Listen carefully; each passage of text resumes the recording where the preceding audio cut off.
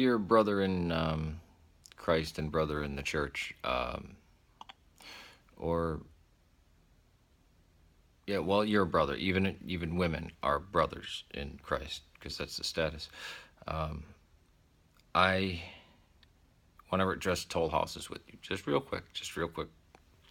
I was the first person on YouTube to denounce Tollhouses. That's the only thing I can claim. And then that's how me and Archbishop Lazar met. And then because of my ranting against the aerial Tollhouses, and then my defense of a transgender person, and I guess Lazar Pahalo liked that video, and we talked about that. I think he defended me multiple times on this issue when I was debating people, but I don't think we have the same stance anymore. I just said they're still human beings and they're not gay.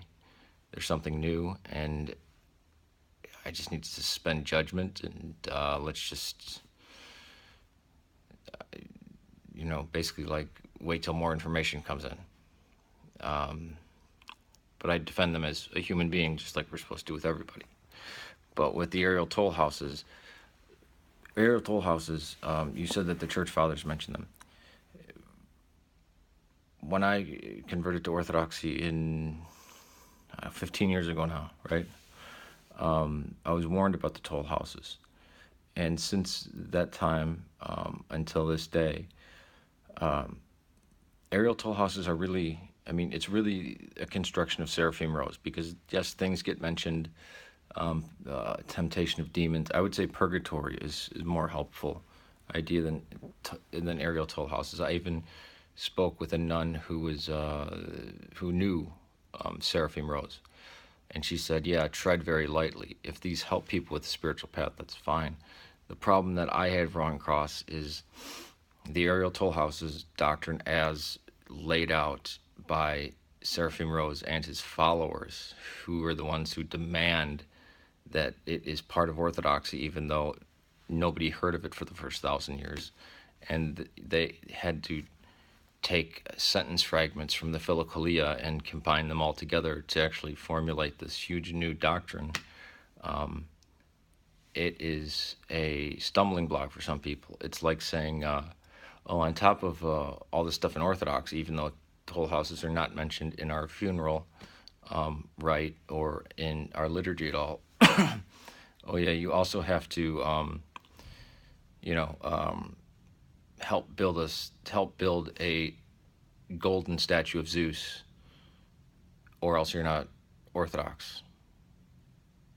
Or you have to, actually defy gravity or something impossible.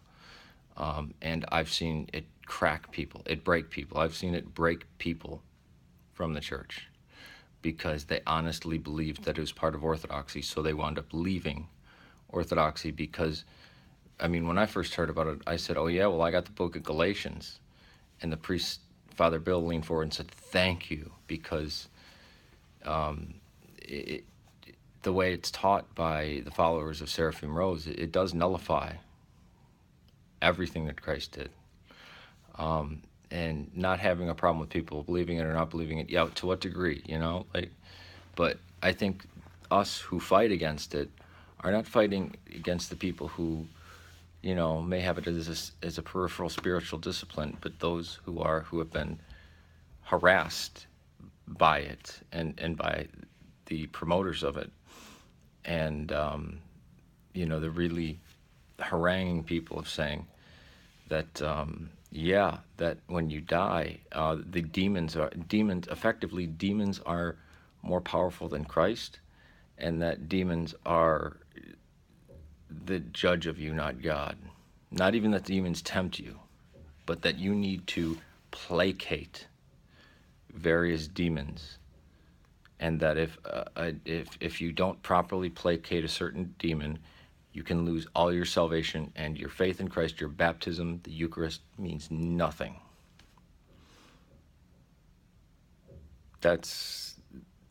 I think you would agree that's an extremely anti-Orthodox idea. That's an extremely anti-Christian idea.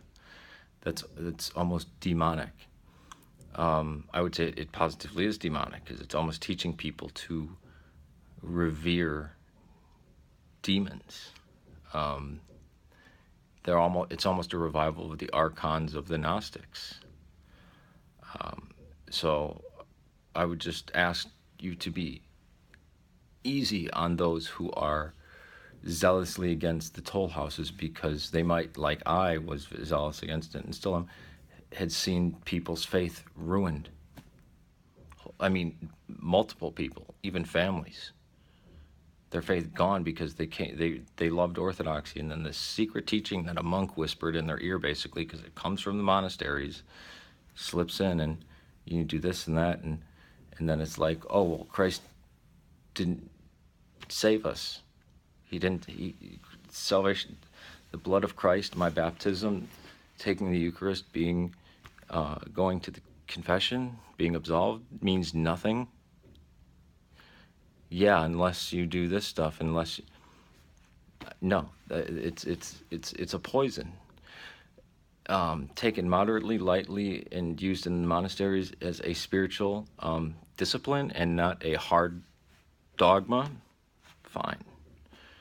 But unfortunately, I've been in parishes where the hard dogma was preached by monks. Monks, I'm gonna go to that parish outside of the monastery, live amongst these people, and make sure that they spread the gospel of Tollhouses to the point of where the parish priests would have to kick them out.